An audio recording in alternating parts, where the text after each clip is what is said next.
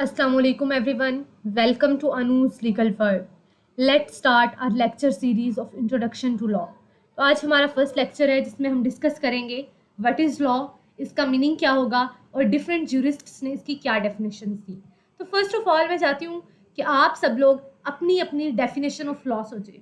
आप सोचेंगे जब आप लॉ के बारे में सुनते हैं तो आपके माइंड में फर्स्ट ऑफ ऑल क्या आता है, आपको क्या लगता है कि लॉ क्या है। और आप सब लोग अपनी अपनी लॉ की डेफिनेशन कमेंट सेक्शन में लिखें, वो चाहे इंग्लिश में हो चाहे उर्दू में हो, ये मैटर नहीं करता। कंसेप्ट देखना है कि आपको क्या लगता है कि लॉ क्या है। और बिलीव मी कि अगर आप पहले लॉ की डेफिनेशन सोच लेंगे तो आपको लेक्चर सुनने में बहुत मज़ा आएगा और बहुत अच्छे से आपको समझ आएगी। So let's move. मैंने डेफिनेशन ऑफ लॉ को 5 पॉइंट्स में डिवाइड किया है। फर्स्ट ऑफ ऑल तो ये कि law set of rules and regulations है। कुछ प्रिंसिपल्स होते हैं जिन्हें हम लॉ बोलते हैं। पर लॉ करता क्या है, लॉ का मकसद क्या है? लॉ रेगुलेट करता है conduct and behaviour of human beings को, कि ह्यूमन बींग्स ने क्या करना है और क्या नहीं करना, क्या किसकी ड्यूटीज़ हैं, क्या किसके राइट्स हैं, वो सब कुछ जो रेगुलेट करता है वो लॉ करता है। पर लॉ बनाता कौन है? तो लॉ बनाती है कोई भी कॉम्पिटेंट अथॉरिटी, कोई भी सुपीरियर अथॉरिटी जिसके पास एबिलिटी हो, पावर हो कि उसका ऑर्डर सब लोग माने। तो आप लोगों से क्वेश्चन है मेरा कि पाकिस्तान में कॉम्पिटेंट अथॉरिटी कौन है? अगर आपको पता है तो कमेंट सेक्शन में लिखें कि पाकिस्तान में कॉम्पिटेंट अथॉरिटी कौन है। तो कॉम्पिटेंट अथॉरिटी लॉ बनाएगी, लॉ सेट ऑफ रूल्स होगा जो कि रेगुलेट करेगा बिहेवियर को और कॉम्पिटेंट अथॉरिटी से बनाएगी। लेकिन क्या आपने कभी सोचा है कि हम लॉ क्यों मानते हैं, क्या वजह है कि हम लॉज को फॉलो करते हैं? तो उसकी सिर्फ एक वजह है, उसकी वजह है कि लॉज बैक बाय सैंक्शंस होते हैं। सैंक्शंस क्या होती हैं? सजाएं, पनिशमेंट्स, कॉन्सिक्वेंसेस। जब तक बैक बाय सैंक्शन नहीं होंगे लॉ, कोई भी उन्हें फॉलो नहीं करेगा। और अगर लॉ बैक बाय सैंक्शन नहीं है, लाइक आप एग्जांपल दे सकते हैं कि एक दीवार पे लिखा हुआ है कि यहाँ कूड़ा फेंकना मना है, तो हम लोग उसे फॉलो नहीं करते बिकॉज हमें पता है अगर हम नहीं फॉलो कर रहे तो उसके कोई कॉन्सिक्वेंसेज नहीं आ रहे। लेकिन अगर हमें कहा जाए कि हेलमेट पहनना है और अगर आप नहीं पहनेंगे तो आपको 50,000 फाइन है, तो हम हेलमेट ज़रूर पहनेंगे क्योंकि ये बैक्ड बाय सैंक्शन है। और लॉ का पर्पस क्या है, लॉ का मकसद क्या है? इसका मकसद है सोसाइटी में डिसिप्लिन एंड पीस मेंटेन करना। तो हमें पता चल गया कि लॉ सेट ऑफ रूल्स है, ह्यूमन बीइंग के बिहेवियर और कंडक्ट को रेगुलेट करता है, इसे कोई कॉम्पिटेंट सुपीरियर अथॉरिटी बनाती है, बैक्ड बाय सैंक्शन होता है और मेंटेन करता है डिसिप्लिन और पीस इन सोसाइटी। तो इन 5 पॉइंट्स को मिला के मैंने ये डेफिनेशन बनाई है जो कि आप एग्जाम में भी यूज़ कर सकते हैं कि laws are commands by some superior authority to make things fair and in order. If laws are not followed there will be punishment to maintain peace. तो ये एक बेस्ट डेफिनेशन है जो कि मैंने बनाई। अब आप लोग जो आपने डेफिनेशन कमेंट सेक्शन में लिखी थी उससे देखें कि आपका ये लेक्चर सुनने से पहले लॉ के बारे में क्या कॉन्सेप्ट था और इस डेफिनेशन को सुनने के बाद आपका कॉन्सेप्ट कितना इम्प्रूव हुआ और आपको लॉ की कितनी समझ आई कि लॉ है क्या। देन हम इस कॉन्सेप्ट को और क्लियर करने के लिए और इन्हेंस करने के लिए कुछ रियल लाइफ एग्जाम्पल्स देखेंगे। फर्स्ट ऑफ ऑल मैंने एग्जाम्पल डाली है smoking ban in public place. तो आप देखें कि अगर कोई यूनिवर्सिटी है तो वहाँ पे स्मोकिंग बैन है, तो ये स्मोकिंग जो बैन करना है क्या ये लॉ है या नहीं, इसे देखने के लिए हमने जो डेफिनेशन डिस्कस की है उसके 5 पॉइंट्स के ऊपर हमें इस डेफिनेशन को फिट करना पड़ेगा। तो हमारा पहला पॉइंट था कि वो रूल हो लॉ कोई, तो स्मोकिंग बैन करना एक रूल है और ये रेगुलेट करे कंडक्ट और बिहेवियर ऑफ ह्यूमन बींग्स को। तो ये स्टूडेंट्स के बिहेवियर को रेगुलेट कर रहा है, कंडक्ट को रेगुलेट कर रहा है और वो इस्टेब्लिश बाय कॉम्पिटेंट अथॉरिटी हो। अगर हम यूनिवर्सिटी की कॉम्पिटेंट अथॉरिटी देखें तो कौन होगा? उसकी मैनेजमेंट होगी, वो सुपीरियर अथॉरिटी और उनके ऑर्डर सारी स्टूडेंट्स मानेंगे। अगर आपका ही कोई फेलो जो है वो आपको बोलता है कि स्मोकिंग नहीं करनी तो आप उसे नहीं मानोगे बिकॉज उसकी बात की कोई वैल्यू नहीं है, वो कोई कॉम्पिटेंट अथॉरिटी नहीं है। देन हमारे पास आता है कि वो इन्फोर्स बाय सैंक्शन, पनिशमेंट और कॉन्सिक्वेंसेज हो। तो स्मोकिंग अगर हम देखें तो यूनिवर्सिटी में अगर कोई मैनेजमेंट उससे कहेगी कि बैन है तो जाहिर सी बात है उसके पीछे कोई पनिशमेंट रखेगी, लाइक कोई फाइन होगा और उस फाइन की वजह से हम इस बात को फॉलो करेंगे और ये लॉ बन जाएगा। और इसका मकसद क्या होगा? मेंटेन किया जाए डिसिप्लिन इन द यूनिवर्सिटी। तो ये एग्जाम्पल 5 पॉइंट्स ऑफ डेफिनेशन के ऊपर फिट आ रही है, यानी ये real life example of law है। देन हमारे पास ट्रैफिक सिग्नल्स और हेलमेट रूल्स आते हैं। तो हम देखते हैं ये रूल है और ये कंडक्ट और बिहेवियर ऑफ ह्यूमन बीइंग को भी रेगुलेट कर रहा है और इसे कोई competent authority like parliament of Pakistan ही बनाती है। और उसके बाद अगर हम फॉलो नहीं करते तो इसकी हमें पनिशमेंट भी मिलती है और इसका मकसद क्या है? डिसिप्लिन एंड पीस मेंटेन करना, यानी ये भी एग्जाम्पल ऑफ लॉ है। देन मैंने आपको कुछ 5 एग्जाम्पल्स और दिए हैं, तो ये आपकी एक्टिविटी है कि आप इन्हें अप्लाई करेंगे डेफिनेशन ऑफ लॉ के 5 पॉइंट्स के ऊपर और देखेंगे कि क्या ये एग्जाम्पल्स ऑफ लॉ हैं या फिर नहीं। और अगर आपको समझ नहीं आती तो आप कमेंट सेक्शन में मेरे से पूछ सकते हैं। अब मैं चाहती हूँ कि आप सब लोग इमेजिन करें कि अगर सोसाइटी में, अगर कंट्री में कोई लॉ नहीं है तो क्या कंडीशन होगी। सिर्फ इमेजिन करें कि आप हेलमेट नहीं पहन रहे, कोई मसला नहीं है, आप ट्रैफिक सिग्नल तोड़ रहे हैं, कोई मसला नहीं है, आप किसी को मार रहे हैं, आप किसी को हरेस कर रहे हैं, कोई आपको रोकने वाला नहीं है, कोई रूल नहीं है, कोई प्रिंसिपल नहीं है। इमेजिन करें कि सोसाइटी की क्या कंडीशन होगी। तो होप सो आपको आइडिया हो गया होगा कि लॉज कितने इंपॉर्टेंट है। नेक्स्ट हम एक मिसकंसेप्शन को क्लियर करेंगे। बहुत लोग समझते हैं कि लॉज और रूल्स एक ही चीज़ है, हालांकि इनमें बहुत डिफरेंस है। अगर हम देखें कि रूल्स क्या है, तो रूल्स बनाता कौन है। रूल्स किसी स्कूल के भी हो सकते हैं, घर में भी रूल्स हो सकते हैं, ऑफिस में भी रूल्स हो सकते हैं, लेकिन जो लॉज है वो कोई कॉम्पिटेंट अथॉरिटी लाइक स्टेट बनाती है, जो कि पूरी कंट्री के ऊपर इम्प्लीमेंट होते हैं, ठीक है। और जो लॉज है वो इन्फोर्सेबल बाय कोर्ट्स नहीं है।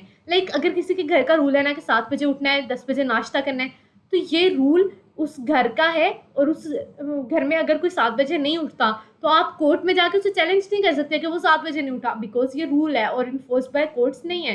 लेकिन अगर लॉ है तो वो इन्फोर्सेबल बाय कोर्ट्स होगा। लाइक आप हेलमेट नहीं पहन रहे तो ये इन्फोर्सेबल बाय कोर्ट है, और इसकी जो लीगल पनिशमेंट है वो रूल की नहीं होगी। लाइक आप स्कूल में एक रूल है कि क्लास टाइम में आपने लंच नहीं करना, आप लंच कर रहे हैं तो आपको कोई लीगल पनिशमेंट नहीं मिल सकती, लाइक आपको इम्प्रीजनमेंट नहीं होगी। उस अदारे के कुछ रूल्स हो सकते हैं और उनकी कुछ पनिशमेंट्स लाइक फाइन्स हो सकते हैं, लेकिन कोई लीगल पनिशमेंट नहीं मिलेगी। नेक्स्ट हमारे पास है कि लॉ की कोई भी यूनिवर्सली एक्सेप्टेड डेफिनेशन नहीं है। बहुत कोशिश की गई कि एक ऐसी डेफिनेशन बनाई जाए लॉ की जो कि यूनिवर्सली एक्सेप्टेड हो, लेकिन ये कोशिश आज तक कामयाब नहीं हो सकी। इवन लॉर्ड लॉयड और मैकओब्रे ने कहा कि व्हाट इज़ लॉ का कोई सिंपल आंसर हो ही नहीं सकता, और ग्लेनवाइल विलियम्स ने कहा कि व्हाट इज़ लॉ डिपेंड करता है कॉन्टेक्स्ट और सिचुएशन के ऊपर। और सर आइवर जेनिंग्स कहते हैं कि हमें ज़रूरत ही नहीं है कि हम इस चीज़ पे फोकस करें कि एक डेफिनेशन हो, बल्कि हमें उसके कंसेप्ट को, लॉ के कंसेप्ट को अंडरस्टैंड करने की ज़रूरत है। तो इधर एक और क्वेश्चन राइज होता है कि क्या रीज़न है क्यों आज तक universally accepted definition of law नहीं जा सकी। तो मैंने इस रीज़न को 4 पॉइंट्स में डिवाइड किया, जो कि आप एग्जाम में भी लिख सकते हैं। लाइक हमें पता है कि डिफरेंट कंट्रीज़ के डिफरेंट लॉज होते हैं, इवन सोसाइटीज़, कल्चर्स और बिलीव्स में भी लॉज वेरी करते हैं। हमें पता है इस्लामिक लॉज डिफरेंट है, वेस्टर्न लॉज डिफरेंट है, इवन इनका कंसेप्ट ही टोटली डिफरेंट है। और हमें पता है कि हमारे रोज़ न्यू इश्यूज राइज होते हैं, और न्यू इश्यूज के लिए हम न्यू लॉज बनाते हैं। तो लॉज टाइम के साथ इवोल्व हो रहे हैं, इस वजह से एक यूनिवर्सली एक्सेप्टेड डेफिनेशन नहीं बनाई जा सकती। इस वजह से आज तक कोई भी यूनिवर्सली एक्सेप्टेड डेफिनेशन नहीं बनाई जा सकती। एक डेफिनेशन आपने बनाई, एक डेफिनेशन मैंने आपको दी, और हमने पढ़ा कि कोई भी यूनिवर्सली एक्सेप्टेड डेफिनेशन नहीं है, लेकिन ज्यूरिस्ट्स ने अपना अपना कॉन्सेप्ट एक एक डेफिनेशन में बताया है, जो कि आज हम लोग डिस्कस करेंगे, और ये एग्जाम पॉइंट ऑफ व्यू से भी बहुत इंपॉर्टेंट है। सो फर्स्ट ऑफ ऑल हमारे पास सेलमेंट है। सेलमेंट ने कहा क्या कहा, law is a body of principles. Principles क्या होते हैं, हमारे पास रूल्स होते हैं, हमारे पास कोई भी नॉर्म्स होती हैं। लॉ बॉडी ऑफ प्रिंसिपल्स है, ये कोई सजेशंस नहीं होते, और ये recognised and applied by the state है, यानी कि स्टेट इसे अप्लाई करती है। कौन, हमने पढ़ा कि एक कॉम्पिटेंट अथॉरिटी ही लॉ बना सकती है, और according to Salmond's definition competent authority कौन है, स्टेट। और इसका मकसद क्या है, एडमिनिस्ट्रेशन ऑफ जस्टिस। यानी सेलमेंट ने कहा कि लॉ जो है बॉडी ऑफ प्रिंसिपल्स है, जो कि अप्लाई करती है स्टेट, और किस लिए करती है, एडमिनिस्ट्रेशन ऑफ जस्टिस के लिए, ठीक है। ये सेलमेंट का कंसेप्ट था, जो कि यूनिवर्सली एक्सेप्टेबल नहीं है, बट कुछ हद तक हम इसे मान सकते हैं। देन हमारे पास आती है प्लेटो की डेफिनेशन। प्लेटो क्या कहता है, तो आपको क्या लगता है कि लॉज सिर्फ फोर्सिबली बनाए गए रूल्स होते हैं, पर प्लेटो क्या कहता है, प्लेटो कहता है law is the embodiment of reason, यानी कि लॉजिक से, विजडम से बनाए जाते हैं, फोर्सफुली इम्प्लीमेंट नहीं करवाए जाते। इसने 2 वर्ड्स चूज किए, इंडिविजुअल और कम्युनिटी। लाइक अगर हम देखते हैं कि एक पर्सन अपना माइंड और हार्ट चूज करते हुए डिसाइड करता है व्हाट इज राइट और व्हाट इज रॉन्ग, तो ये क्या होगा, पर्सनल रीजन होगी। लेकिन अगर कोई सोसाइटी डिसाइड करती है that what is wrong and what is right, तो ये क्या होगी, कम्युनिटी रीजन होगी, ठीक है। तो प्लेटो ने कहा है कि लॉ कैसे बनते हैं, रीजन से बनते हैं, वो चाहे इंडिविजुअल की हो चाहे कम्युनिटी की हो, ये फोर्सफुली नहीं बनाए जाते। हम एक एग्जाम्पल ले लेते हैं कि आपको किसी पे गुस्सा आ रहा हो और आपका दिल करे आप उससे मारो, तो लॉ आपको स्टॉप करेगा, क्योंकि रीजन कहती है कि वायलेंस जो है वो जस्टिस नहीं है, और अगर कि कोई गरीब आदमी है उसे अनफेयरली पनिशमेंट दी जा रही है तो लॉ क्या कहेगा, उसे जस्टिफाई नहीं करेगा, बिकॉज लॉ कहता है कि ऑल आर इक्वल। ठीक है, प्लेटो की डेफिनेशन होप सो आपको समझ आ गई होगी। देन हमारे पास आती है जॉन ऑस्टिन की डेफिनेशन, जो पर्सनली मुझे बहुत पसंद है, just because of the word intelligent being. तो हम इसकी डेफिनेशन देखते हैं। जॉन ऑस्टिन ने कहा है कि law is a rule laid down for the guidance of N intelligence being. Law क्या है, एक रूल है, जैसे हमने ऊपर भी पढ़ा, प्रिंसिपल्स हैं या फिर रूल्स हैं, लॉज किस लिए होते हैं, वो गाइड करते हैं किसे, इंटेलिजेंट बीइंग को। इंटेलिजेंट बीइंग किसे कहा गया है, ह्यूमन बीइंग्स को। इंटेलिजेंट बीइंग में थिंग्स नहीं आती, एनिमल्स नहीं आते, सिर्फ ह्यूमन बीइंग्स आते हैं, क्योंकि अल्लाह ताला ने हमें अशरफुल मखलूकात बनाया है, हमें अकल दी है, इसलिए हम इंटेलिजेंट बीइंग है। और जॉन ऑस्टिन ने वर्ड इंटेलिजेंट बीइंग यूज किया है, बाय एन इंटेलिजेंट बीइंग। बने भी इंटेलिजेंट बीइंग की गाइडेंस के लिए और बनाई किसने, इंटेलिजेंट बीइंग ने, हैविंग पावर ओवर हिम। अब बनाए भी इंटेलिजेंट बीइंग ने, बने भी इंटेलिजेंट बीइंग के लिए, तो इन दोनों इंटेलिजेंट बीइंग में डिफरेंस क्या है, तो डिफरेंस है पावर का। जो लॉ बना रहा है उसके पास पावर है। तो होप सो आपको ये भी समझ आ गई होगी। नेक्स्ट हमारे पास आती है हैंस केल्सन की डेफिनेशन, जिसने हमें बताया कि law is a system of norms that prescribe sanctions. इसका फोकस सैंक्शंस के ऊपर है कि लॉ तब तक लॉ नहीं है जब तक उसके पीछे कोई पनिशमेंट नहीं है, जब पनिशमेंट होगी तभी लॉ लॉ बनेगा। और उसके बाद हमारे पास आता है जस्टिस होम्स की डेफिनेशन। उनका कंसेप्ट है कि law is really what the जज डिसाइड्स। उनका मानना है कि लॉ सिर्फ बुक की हद तक है, असल जो लॉ है वो है जो कि जज कोर्ट में डिसाइड करता है। ये है जस्टिस होम्स का कंसेप्ट। होप सो आपको सब ज्यूरिस्ट्स के कंसेप्ट समझ आ गए होंगे। अगर अभी भी आपको कोई क्यूरी है आपकी तो आप कमेंट सेक्शन में पूछ सकते हैं।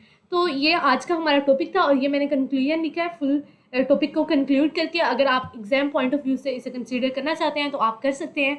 So it's all about the first lecture. अगर आप ऐसे ही और लेक्चर्स देखना चाहते हैं तो kindly like, share and comment on the Anu's legal word and don't forget to click bell icon.